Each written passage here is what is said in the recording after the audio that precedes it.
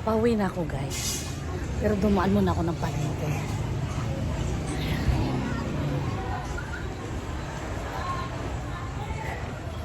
Mula sa 15th Avenue Aurora, naglakad lang ako hanggang dito sa palengke. So malayo guys, kaya kung makita nyo yung mukha ko nagmantika na. It's sa pawis. Kaya ako duman ng palengke guys kasi bukas yung anak ng dalawang nursing magju-duty sila. Alas 6 kailangan wala na sila.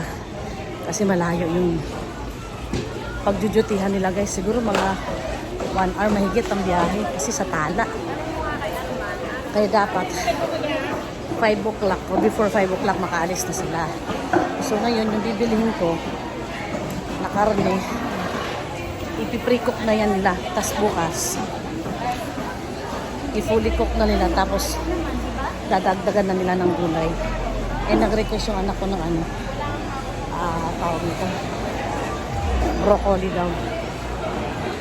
Wala kang baka? Mamoy lang. Yamoy. Sige, bigyan mo ako. Sige. Unahin mo muna sila ni sir. Ilan sir? Sige sir. Okay na ako kuya. Pahinga pa ako. Nag-vlog pa yan. Nagtutulakan eh. Ay. Grabe. Ayan yung ating bibilhin. Magandang klase. Langaw dong. Dami ng langaw. Nakakainis. Saan yung pang ano mo? Pang buga mo ng langaw? Wala.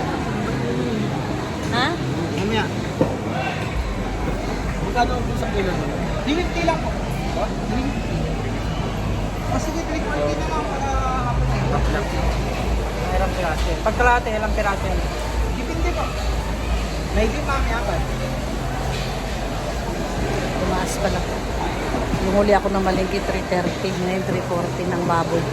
Ang bilis tumaas.